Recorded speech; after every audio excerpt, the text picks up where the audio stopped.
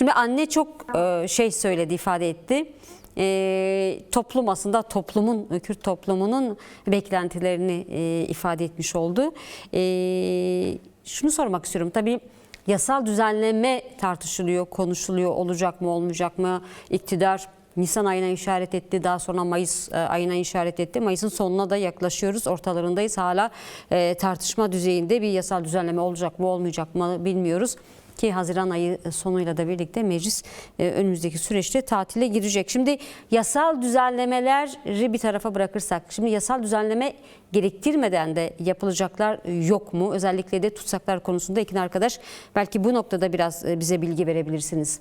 Yani yasal düzenleme olmadan da iktidarın süreç açısından atabileceği, yapabilecekleri nelerdir? Ben de tekrardan merhabalar diyorum. Bizi izleyen herkese de selamlarımı gönderiyorum. Aslında hem Derya arkadaş da hem de Sultan anne de kapsamlı bir şekilde ifade ettiler.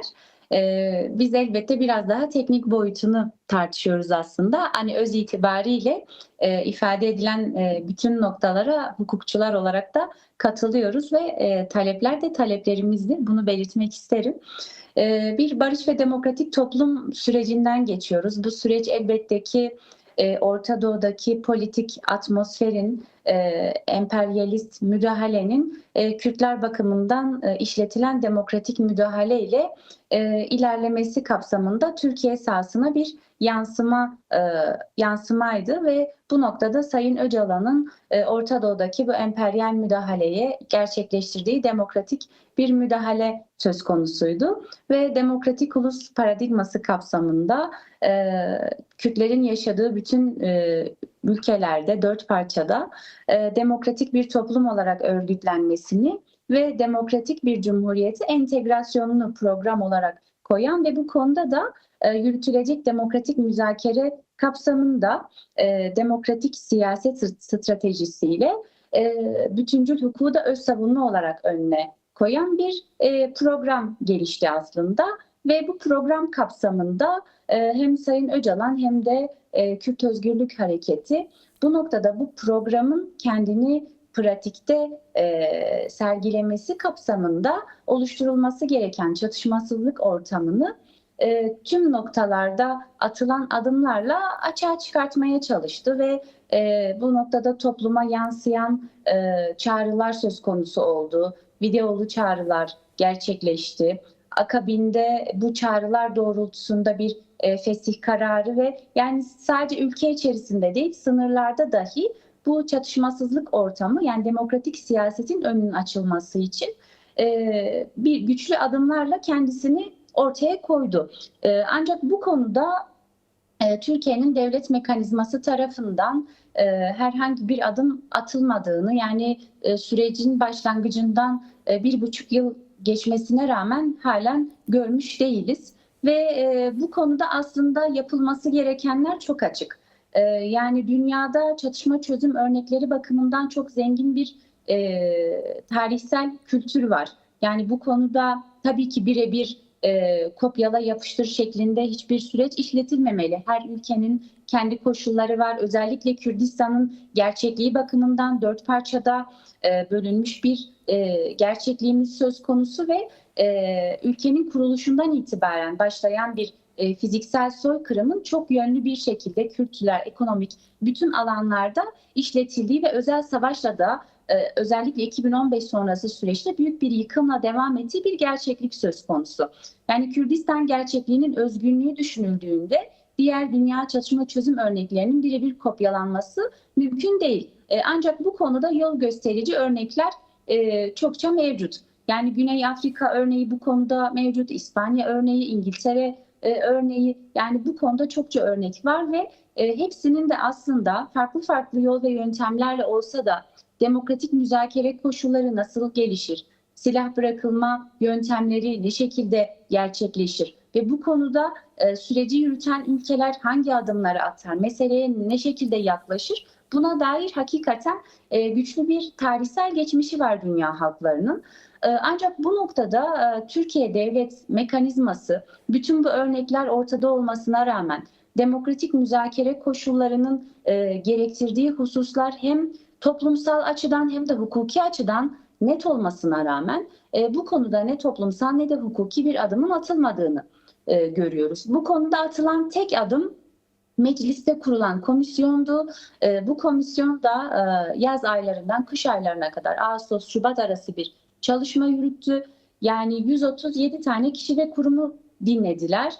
Hakikaten hani temsili demokrasi kültürü dahi olsa, yani doğrudan bir demokrasi diyemeyiz mecliste yürütülen çalışmalar açısından. Ancak halkın iradesinin temsili olarak da olsa yansıdığı bir mekanizma söz konusu sonuçta mecliste ve bütün siyasetlerden temsiliyetinin olduğu bir alandı ve o noktada çokça şey konuşuldu, tartışıldı. O komisyonda çok değerli sunumlar gerçekleştirildi. Birçok akademisyen tarafından, birçok hukukçu tarafından, barolar tarafından, barış anneleri tarafından, insan hakları örgütleri, kadın örgütleri tarafından ve bu konuda hani aslında yapılması gereken şey oradaki sunumlarla, yürütülen tartışmalarla birlikte komisyonun kapsamlı bir raporla meclisi bu konuda atılması gereken adımlara dair bir yola sokmakta aslında. Yani bu konuda hazırlanan rapora dair görüşlerimizi çokça belirttik. Yani çok fazla tekrara düşmek de istemem. Ama raporu demokrasi kültürü açısından çok önemli ve kıymetli buluyoruz. Rapordaki demokratik, sivil, çoğulcu anayasa ihtiyacının belirtiliyor olmasını, yine temel hak ve özgürlüklerin önündeki engellerin kaldırılması gerektiğine dair değerlendirmeyi, infaz yasasındaki hukuksuzlukların giderilmesine dair değerlendirmeyi özellikle çok önemli ve anlamlı buluyoruz.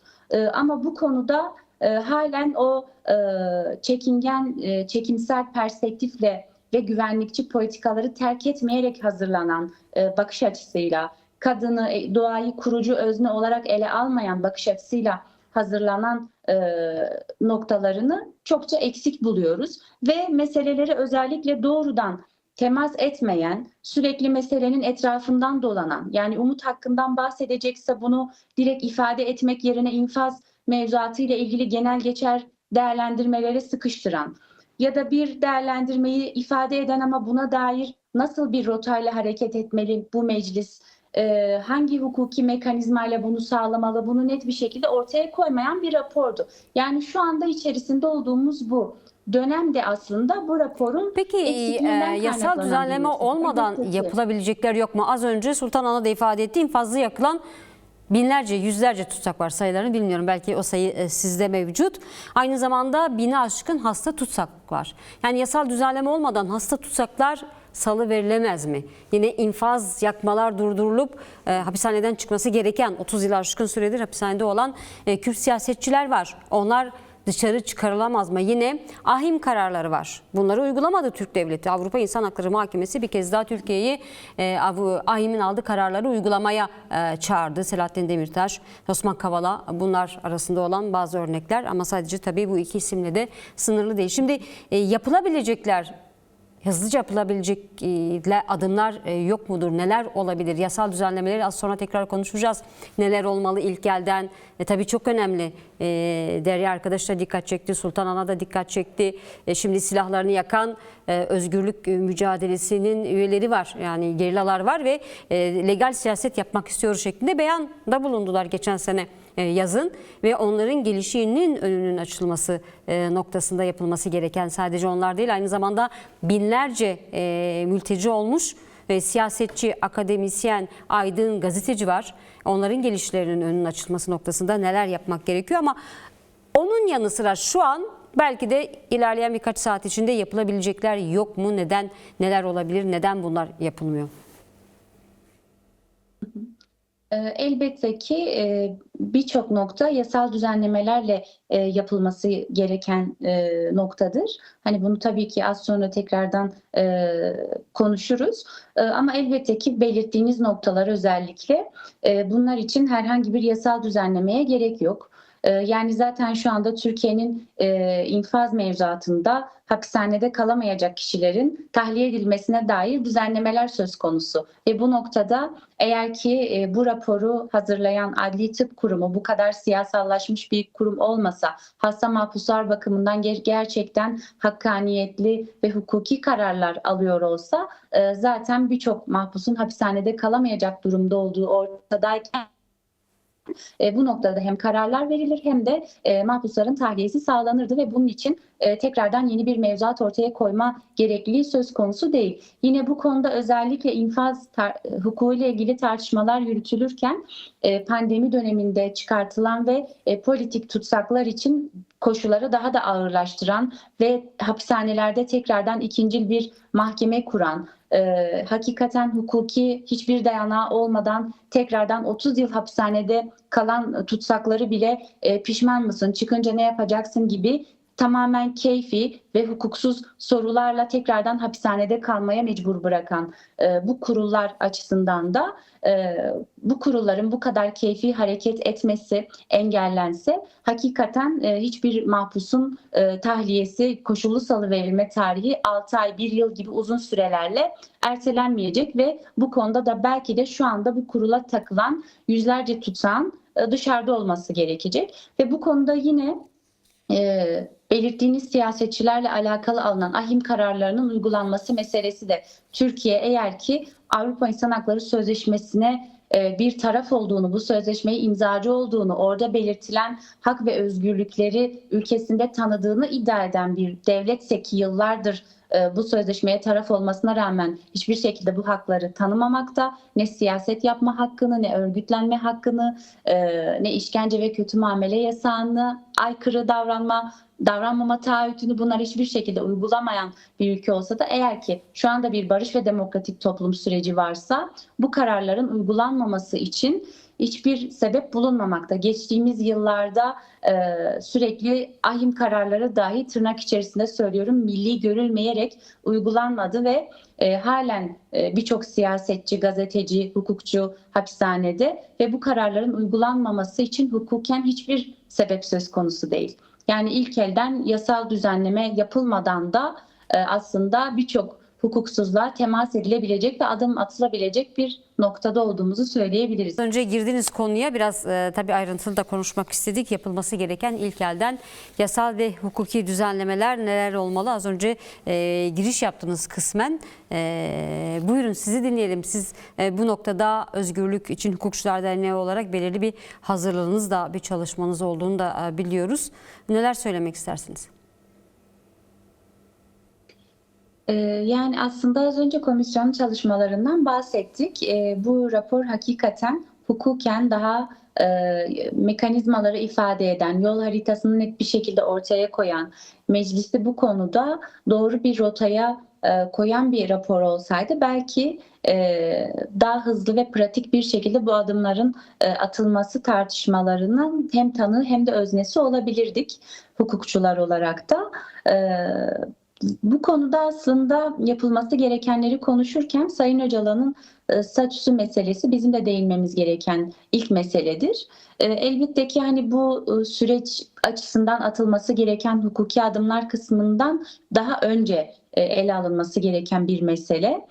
Yine hani bu süreç gelişmeseydi de hakikaten umut hakkı kararı hukuken verilen bir mücadelenin çok hukuki bir kazanımıdır. Ve bu konuda hiçbir sürecin gerektirdiği bir durumda değildir uygulanması meselesi. Umut hakkı kararı hem Sayın Öcalan'ın hem Sayın Öcalan'ın vekillerinin hem Anayasa Mahkemesi'ne defalarca kez taşıdığı hem AİHM'e defalarca kez taşıdığı ağırlaştırılmış müebbet infaz rejiminin hukuka aykırılığını ortaya koymaya çalışan bu mücadelenin bir sonucudur. Ve bu mücadelenin bir kazanımı açığa çıktı. Bundan 12 yıl önce Avrupa İnsan Hakları Mahkemesi ağırlaştırılmış müebbet infaz rejimini işkence ve kötü muamele yasağına aykırı buldu. Yani dedi ki siz bir insanı ölünceye kadar hapishanede tutamazsınız. Belirli bir süre geçtikten sonra ki bu Avrupa ülkelerinde de yani genel uygulanan teamüle göre 25 yıl olarak öngörülen bir süredir. Uygulamada bu süre geçtikten sonra hapishanede kalma koşullarını denetleyen, bu süreyi denetleyen ve bunun sonucunda da kişinin özgürlüğünü sağlayan bir mekanizma. Yani ölünceye kadar bir kişiyi hapishanede tutmak ve bunu hiçbir denetlemeye tabi kılmamak işkence ve kötü muamele yasağına aykırıdır dedi. Ve bu konuda da ahim kararı az önce de belirttiğimiz gibi Türkiye'nin taraf olduğu Avrupa İnsan Hakları Sözleşmesi'ndeki maddelere göre karar veren bir uluslararası mekanizma olduğu için bu sözleşmeye ve bu mekanizmaya taraf olan bir ülkenin de bu kararları koşulsuz şartsız uygulamakla yükümlülüğü hali söz konusu hukuki olarak.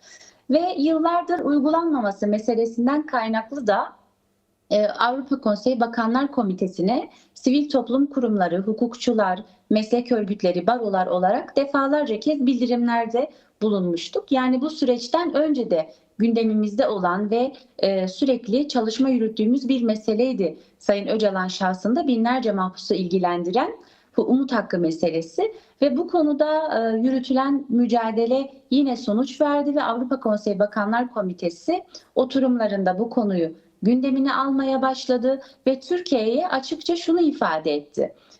Bugüne kadar bu kararı uygulamamış olman doğru değil, hukuki değil. Bu konuda infaz mevzuatında düzenleme gerçekleştirmelisin.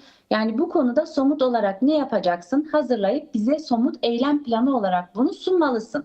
Yani bu konuda ara kararlar hazırladı defalarca kez ve en son Eylül ayındaki oturumda da Haziran ayına kadar tekrardan süre verdi ve özellikle mecliste kurulan komisyonu da bu konuda çalışma yürütmesi gerektiğini de belirterek aslında işaret etti.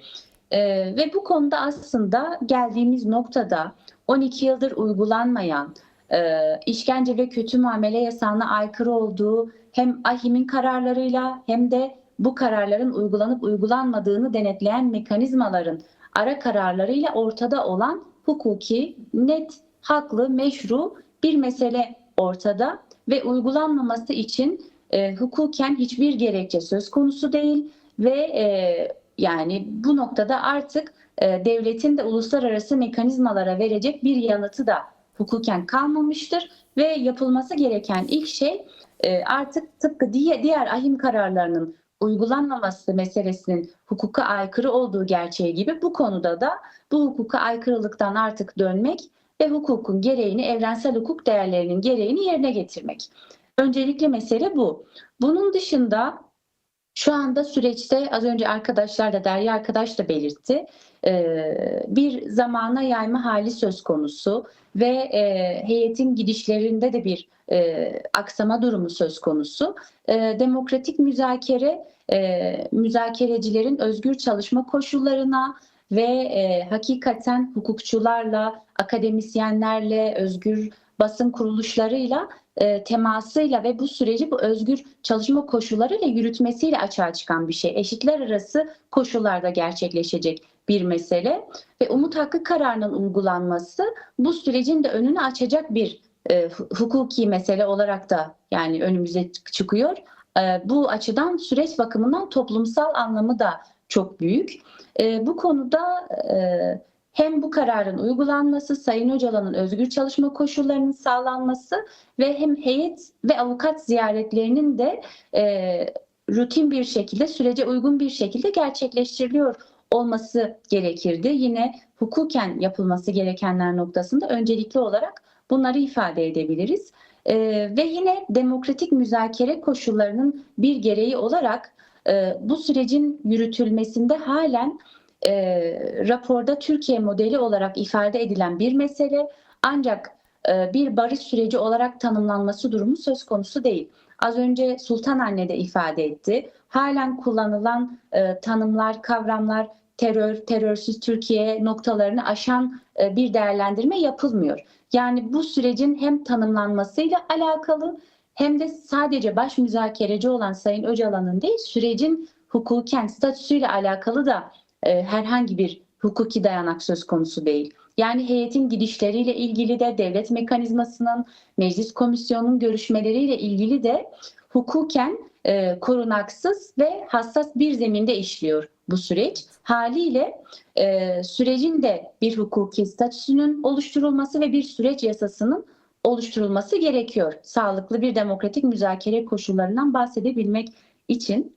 Yani sürecin Bunun sağlıklı devamında ilerlemesi için bunlar gerekli özgürlük diyorsunuz. yasalarıyla Çok kısa Ekin arkadaş şu sorumu da yanıtlamanızı isteyeceğim. Süremizi aştık. Aslında Derya arkadaşa da söz hakkı vermek istiyorum. Şimdi Türkiye'nin demokratikleşmesi noktasında az önce Avrupalı kurumlar, Avrupa AHİM gibi uluslararası kurumlara da işaret ettik. Peki bu noktada onlar ne yapabilir? Türkiye Devleti'ni özellikle de çünkü birçok ülke açıklama yaptı Barış ve Demokratik Toplum sürecinden sonra bu süreci desteklediklerini, hatta bazıları üçüncü göz olma talebinde de öyle niyetleri beyanında da bulundular. Şimdi Türkiye'nin demokratikleşme sürecinde uluslararası baskı önemli olur mu, etkili olabilir mi? Bu noktada da kısa bir değerlendirmenizi alayım. Yani elbette ki olması gereken bu baskılar açığa çıkmadan bunların zaten hukuken gereğinin yapılması meselesi.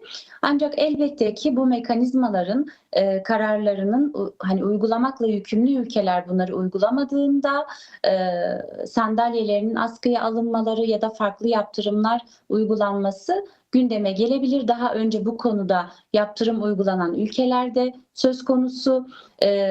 Elbette ki uluslararası kurumlar, üye olan ülkelerin fonlarıyla ayakta kalan kurumlar. Hani bu konuda direkt keskin yaptırımlarla karşılaşmayabiliyoruz. Ancak bu noktada ısrarla birçok kez karar kurulmasına rağmen bu kararlar yerine getirilmiyorsa ileride Türkiye açısından da bu baskıyı daha da derinleştirecek yaptırımların gündeme gelmesi de söz konusu olacaktır diye düşünüyoruz elbette.